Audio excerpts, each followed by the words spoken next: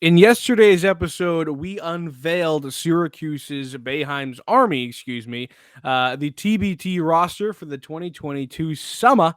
This time, Brad and I are going to tell you who maybe we would have liked to see on the list. It's very much a Boeheim roster. We'll tell you who maybe Boeheim and Kevin Belby and Adam Weitzman could have gone with instead. It's all on Locked On Syracuse. Let's get it going. Are Locked On Syracuse, your daily podcast on the Syracuse Orange, part of the Locked On Podcast Network. Your team every day.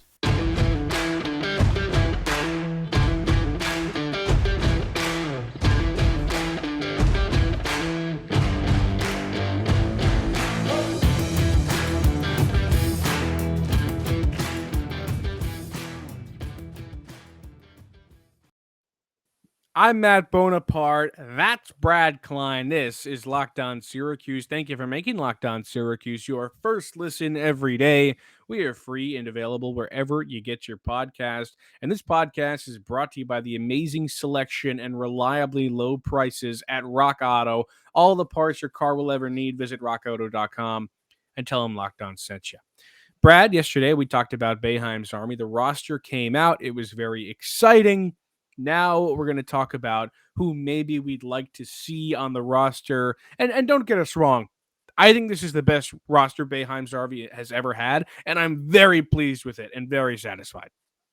Me too. I would absolutely contest that this is the best roster that Boeheim's Army has had. So I'm very happy. You're not going to hear complaints from me. I don't even know if you can call this constructive criticism, but I would just draw this up as what my fantasy Boeheim's Army roster would include. There are a couple of players that I would have liked to see. That being said, I feel like this roster has a lot of those guys, Marek Dolezaj, Tyler Ennis being two of them. Yeah, absolutely. And Kevin Belby and Adam Weitzman, the two head men at Boeheim's Army, craft a pretty good lineup every year. Thanks to Donna Totota and Syracuse.com, we now know that Jim Boeheim also has a little bit of an input on the roster. He doesn't make any final decisions, but when Weitzman and Belby have a stalemate, they turn to Boeheim and say, Coach, who do you pick? I mean, and I think you can see that from the roster. I almost kind of wonder if they said, Coach, who is one of the best opponents you've seen in the last few years? And he said Kyle Wilcher. So there's also that. Brad, why don't you start? Who would you like to see on your roster? Okay, so I think we start collaboratively. We'll just say the name that I know we're both thinking. Just 1, 2, 3. Tyus Battle would have been nice to hear. That would have been nice to see. That was not in unison, by the way, but that's okay. Yeah, Tyus Battle would have been nice to see. Yeah, it's okay. But I'm in Alabama and you're in Connecticut, so that's acceptable. Okay. But Tyus Battle would have been nice to see. Now, Battle, when he was with Syracuse, was the face of the program, right? And he wasn't a 4-year player, he's a 3-year player, a guy that scraped the G League, didn't make it to the NBA, but had some really, really good moments and marquee, memorable moments with Syracuse. I think back to the Clemson buzzer beater in the corner. And it sounds strange, but Tyus Battle, for a lot of Syracuse fans in a key demographic, granted, he is what Syracuse basketball is. When they think of Orange basketball, they think of Tyus Battle. There are a few years worth of fans that think of Tyus Battle. A lot of people think of Sherman Douglas, Pearl Washington. Those are the older fans, but this generation, a lot of them are thinking about Tyus Battle. So it would have been nice to see him. Well, the way I was about to put it is, and it goes along with what you just said, is for the listeners out there who maybe are older than Brad and I and remember, like you said, Sherman Douglas or Lawrence Moten or some of those players and think that was your childhood. For Brad and I, at least for me, when Tyus started in Syracuse and started to gain some momentum, he had that buzzer beater winning shot against Clemson that kind of started his whole career, and then you kind of knew his name, and then obviously he grew to stardom in his sophomore season. We were 15, 16 when he started to get really good. So that was kind of the peak of me watching Syracuse basketball right after they'd left the Big East. So Battle, a name that of course, I would have loved to see on this roster. And I think an underrated leader in the history of Syracuse basketball, because he True. led at a time where the team wasn't especially great. And they went on a couple runs, that Sweet 16 run. That was pretty exciting. And he was really, really good. Don't forget that 2017-18 season where he averaged 39 minutes a game. And at some point in the year before that, he was averaging over 40 minutes a game because he played literally every minute of every game, including overtime. He was a great player, and Yeah. Boeheim loved him. Yeah, he did. So that's a guy that I would have liked to see for sure, especially just because of his skill set. You think about the emotional, the nostalgic ad of Tyus Battle and what that would bring to the fan base over the summer. They need something to watch. They want to watch Tyus Battle for nostalgia. Yeah, but also, and he's a 3-level scorer. Yeah, of course. He can do it all. And he's also got the clutch gene, man. How about I talked about the Clemson shot, but when he dropped one on G-Town, how about that? That was fantastic. The dude, he was just one of those players. And, when we were freshmen, like the guy you see around campus, and was like, oh my God, that's Tyus Battle. Yeah, yeah, So, yeah. like, That's true. he was so cool. I love Tyus Battle. And if Fun you're wondering, fact: Tyus sure. Battle and I both born in the same hospital. Oh, look at this guy flexing. Just saying. Yeah, he was from Livingston, New Jersey, so big for you. Huge. But he's currently in the Israeli league, so he's still playing. I think he'd be a fantastic ad for a Boeheims army. And we've seen players here and there like Tyler Lydon. We've seen Michael Benajay, Andrew White. I'm going to go with a more recent guy, a little bit. He played with Battle, even a little bit after Battle. I'm going to go Frank Howard here. I love Franklin. Frank Howard. It's Franklin Howard. Sure, Franklin Howard. Now, somebody commented on our video, or I can't remember, was there a comment or a Twitter reply that said Frank won't be welcome back until he confesses I saw that. to what happened in his final season, where he got caught for supposedly, what was the actual literature that they said? Oh, I don't know what they said, but it was a marijuana situation. Yes, it was, but I think it was just like code of conduct or something like that. I can't remember. Like, they didn't say that, but everyone was like, "All right, Frank." I don't know if that would keep him out. Do you think that would keep him out? No, I don't think so. This sounds really silly. It sounds silly, but you talk about like, oh, Frank Howard won't be welcome back until, okay. Tyler Ennis lost to Dayton in the round of 64. Yeah, but he round of didn't 32. get 32, suspended. right? The reason that Frank leaves a sour taste is because they could have done something that year. I get it. He heated up at the end of that year. People kind of forget that because of that situation. But right at the end, and he hadn't been good all season long. That was the thing. He was pretty average all year. And then in the ACC tournament against Duke, he dropped 28. He was fantastic. No, he was good, and he got good at the right time, and then he was absent at the wrong time. That's for sure. But I don't know if he has a stigma around him that he's not welcome back to campus or anything like that. I mean, I think Howard, and for different reasons than you, I think you think that he's a better basketball player than I do, but I respect the heck out of him because you think about what he did, and he changed positions. He played point guard, not a point guard whatsoever at all. And that to me was like a sacrifice. And he was, I think, 6'5", wanted to play the two. There was no room for him at the two with Tyus Battle to get on the floor. Shoot that well, though. He couldn't shoot that well, for sure. But also, at first at least, he was not a point guard. He was not an ACC ball handler. And he worked his way into it. Was he ever elite? No. Was he serviceable when Syracuse needed him? Absolutely. And so he worked his way out from the Boeheim doghouse into a different position and force-fed his way into the lineup and actually became a very strong contributor down the stretch. So I respect him, especially in the age of transfer portals and disgruntled players. And Frank Howard, you put a player in his situation today, they're not making it to year two, and he was a staple of the program. Yeah, I mean, I guess that's true. He was a really gritty guy. I was always a huge fan of his. And you're right, maybe I think he's a little bit better than you do. But I just always admired how he played. He was a gritty guy. He played good defense. I was a huge Frank Howard fan. I loved him. Yeah. Yeah, I'm just going to take a quick break right here and tell you about our sponsor, BetOnline, man. BetOnline.net is your number one source for all your betting stats and sports info. Find all of the latest sports developments, news, and odds, including this year's basketball championship matchup, the NHL Conference Finals, or actually the Stanley Cup Finals now, Major League Baseball, and of course, all the fighting news from MMA and UFC to boxing. BetOnline is your continued source for all your sporting wagering information, including live betting, esports, and more. Head to the website today or use your mobile device to learn more about the trends in action. BetOnline, where the game starts. And Syracuse fans, we have an important favor to ask you. We put together a survey so we can learn more about listeners like you and make your favorite Locked On podcasts even better. This is your chance to tell us what you like and what you don't about Locked On. Go to lockedonpodcast.com/survey right now to get started. It won't take very long, and everyone that completes a survey can qualify for a chance to win one of 10 $100 Ticketmaster gift cards. Take our audience survey. Go to lockedonpodcast.com/survey. We really appreciate your help. Bones, right now you're talking about Frank Howard, and I wouldn't be opposed to that ad.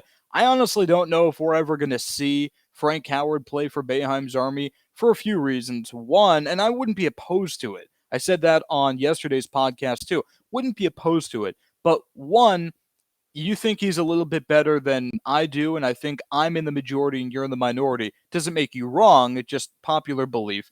And two, whether you hold the grudge on Frank Howard for the end of 2019 or not, people don't get excited when they hear the name Frank Howard. That's just I truth, do. right? I get know pumped. you do, but the majority of people don't. So I'm looking for the guys. I'm more of a sexy add to the roster, and Frank Howard would help, Don't say especially on Carmelo. defense. No. I'm not going to say Carmelo. Realist. My player, and first of all, I threw out Tyus Battle. That was kind of my first pick, but we'll share it because I know you feel the same way. And you took Frank Howard. I like those two to start because they're both guys who haven't played for Boeheim's Army before. And I like Tyler Lydon and Brandon Trish and those guys. But I do want to see new players in the fold. That's why I'm excited for the Tyler Ennis's of the world, for the Rakeem Christmases of the world, and of course Dolezaj. Michael Carter-Williams to me. And the same way you feel about Howard, I'm obsessed with Michael Carter-Williams. Know that about me. So here's the deal with MCW. You can make the argument that he is not in a TBT state right now because he's still in the NBA. Way. The reason I'm thinking MCW is because in August, so basically a year ago, just shy of a year ago, he had an injury, went through surgery, didn't play a lick for the Magic last year, and actually ended up being released before the season started. No one picked him up. He was hurt. He's had some time to rehab. I don't know how healthy he is. I would assume that he's getting there because it's not like it was an Achilles or anything like that. It was an ankle surgery, which can also be very serious, don't get me wrong. But it seems like now would kind of be the time for MCW to be healthy and get healthy. And I can't think of anyone more in need of a TBT revival than MCW at his age with his stigma in the NBA as an okay player but not great player. Coming off an injury, he needs it, and I think Boeheim's Army could have benefited from his services. I think a guy like that doesn't play in the basketball tournament until a couple years out, though, right? Like if he still thinks he has a shot, he's going to go back. Yeah, but the basketball tournament would be his shot to get back. Could be. I guess. Get on national television. Get the hype up. You're trying to craft like a movie, like a Disney Channel movie where the basketball player gets hurt, he falls out of the league, and then he gets back with the team, and then it's like, oh wow, they should make a movie. That's what the basketball tournament's all about. It's true. It's like the big three.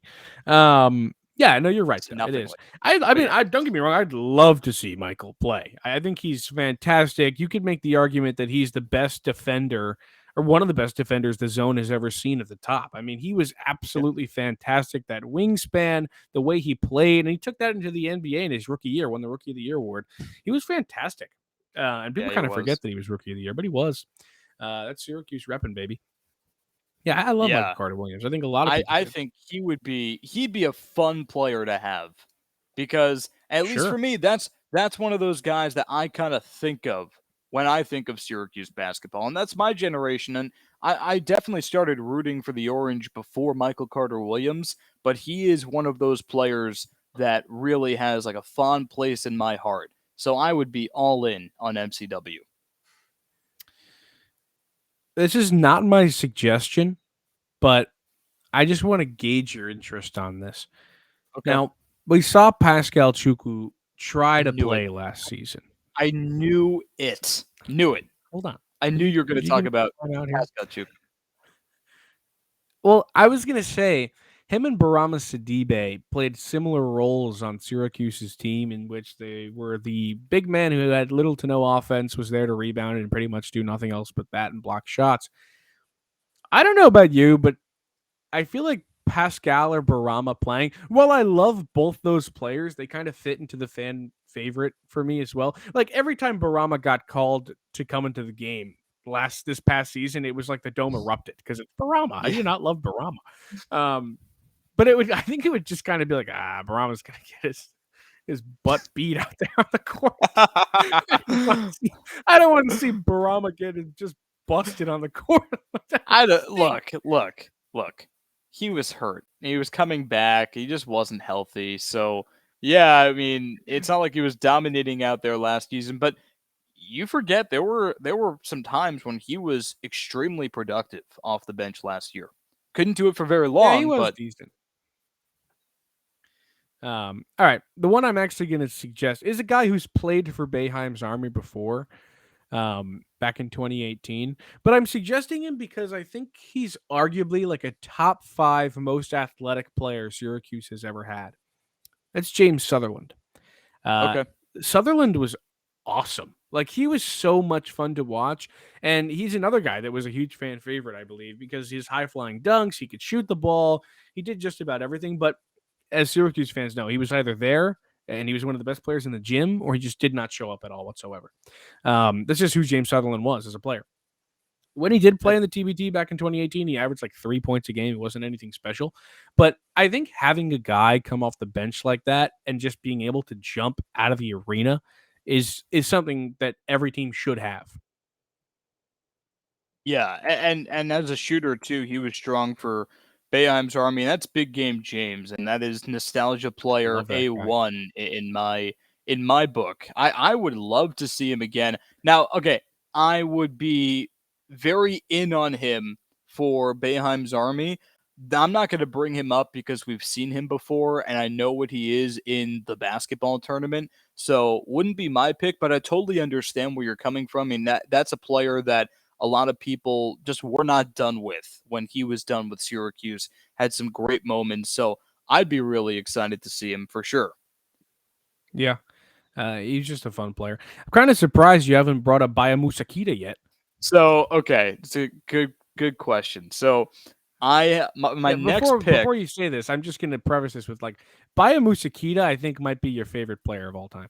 Yeah, he is. You love Baya Musakita. Hey, he just became an American citizen a few months ago. I don't know if you saw that. Huge for him. I didn't see that. So Love that. now the whole work visa thing, don't worry about it. He is an American citizen. He could totally play in the basketball tournament. No questions asked. I love Bai Musakita. Hustle player, scrappy player. Yeah, he averaged 2 points per game, but you know what? The world was a better place for his 2 points per game. Love that guy. So I was kind of going to say him. I was actually going to save him for later, not going to lie, but Bones, you know me very well. So, I mean, at this point, cat's out of the bag. Bai Musakita would be really cool. I don't think he'd be the best X's and O's fit just because of where the game has gone. And he wasn't even a very big player at the time, but he still managed to get some rebounds. But I don't know if there's really a place for him in the game right now as the way it's played. So I'm going to say would be really cool, but probably wouldn't play that much. No, he wouldn't play very much. No. All right. My next guy is a guy who also played in the NBA and actually played in the Greek League up until 2020 I don't think he's played since. Wesley Johnson. This is a Yes. guy who played a long NBA career. He was a good player, a transfer for Syracuse. He was picked 4th overall in the NBA draft. Like, that kind of goes wildly underrated. I think a lot of people remember him for getting his ankles absolutely stolen by James Harden that one time. But he was a great player in Syracuse, and he was the head of that team when he was there. Uh, Wes Johnson, he didn't have a great NBA career. Like, he was fine, but I think he'd be fantastic for Boeheim's Army. One, because I think it's like hugely important to have a guy who, I mean, I think it's really beneficial to have a guy that's played in the NBA, right? I mean, he just Yeah. is. That's different competition. It's the best competition in the world. And Wesley Johnson held his own in the NBA and was a solid role player for a long time. I think he'd be great. I remember when Overseas Elite had Joe Johnson, and he was just a cheat code. I think it was 2 years ago at this point, the last year that Overseas Elite fielded the team. He was a cheat code, and Johnson was a far better, I should say, Joe Johnson was a far better pro than Wesley Johnson. However, yeah, I think that he'd be a really strong contributor, and he would also kind of kill two birds, one stone with the experience factor, and also the shooting's not going anywhere. And he was a knockdown shooter for Syracuse as a transfer, and then as a pro too. That's where he was really the strongest as a He shot contributor. 42% from the field, 41 and a Yeah, half. Like, that's yeah, crazy. You're not from the yeah, field, from 3. yeah. Sorry. That's No, no, insane. That's absurd. I get it. Uh, I get it. he was Crazy. fantastic. All right, let's take a time out here and tell you a little bit about Rock Auto. Save time and money when you use Rock Auto. Bones, I ask you, why would you decide to choose and spend 30, 50, even 100% more for the same parts from a chain store or a car dealership? For example, my father, Honda Odyssey fuel pump, $353 from a chain store, $216 from Rock Auto. That is money in his pocket into mine when I take it and he's not looking. And we really encourage you to just go on the website right now, write Locked On in their How Did You Hear About Us box so they know we sent you. It's rockauto.com. Amazing selection, reliably low prices, all the parts your car will ever need. rockauto.com. So we're talking here about Boeheim's Army, and Bones and I are extremely high supporters, big fans of the roster as it's constructed right now. All we're doing right now is nitpicking from afar and just saying who would be cool to have right now. And again, I don't know if I would necessarily change anything, but if I had to make a change, these are the changes I would make. We talked about Musa Mitakita, and we talked about Wesley Johnson, among others. All right. I'm going to have one serious suggestion and one non serious suggestion. They would have the complete polar opposite reaction from the fans and on the court.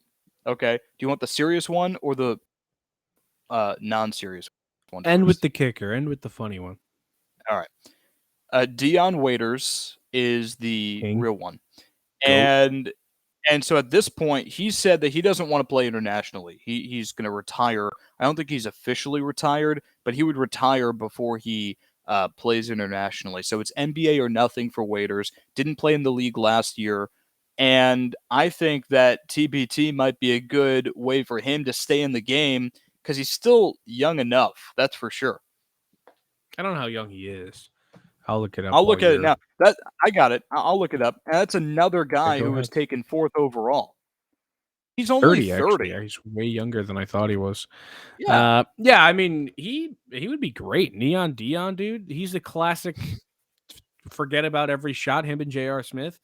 They just keep shooting. And Dion, he also is, I think, it's either him or Devin Booker, the greatest college basketball player to never start a game. It is crazy that he never started a game. Yeah, it's probably Although, Devin Booker, but yeah, Dion Waiters never started the game. He'd have a chance to start in orange for no, Boeheim's Army.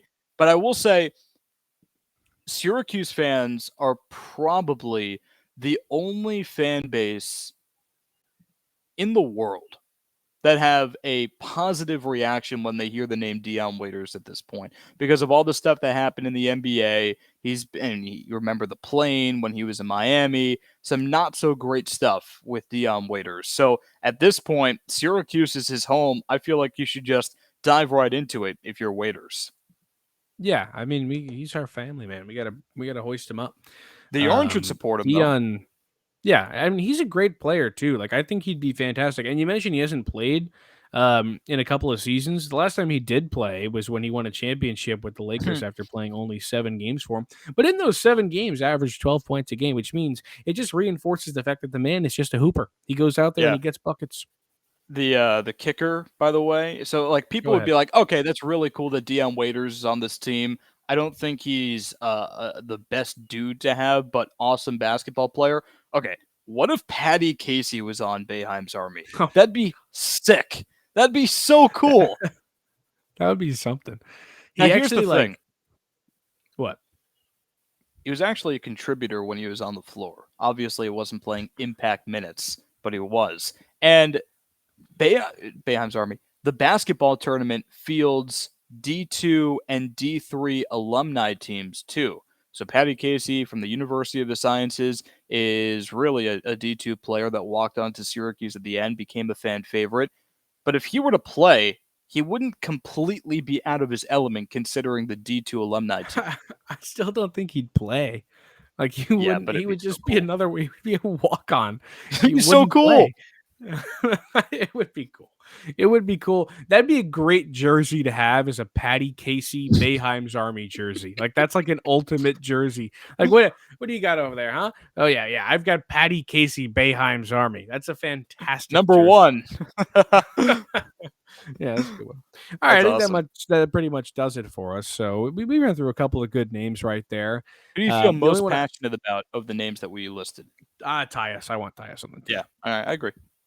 I was also going to say, obviously, I don't think he could play due to injury, and he hasn't played basketball professionally in maybe almost 10 years now. But if it were possible and he were a little bit younger, I'd love to see Johnny Flynn play, just because he was so Yeah. electrifying.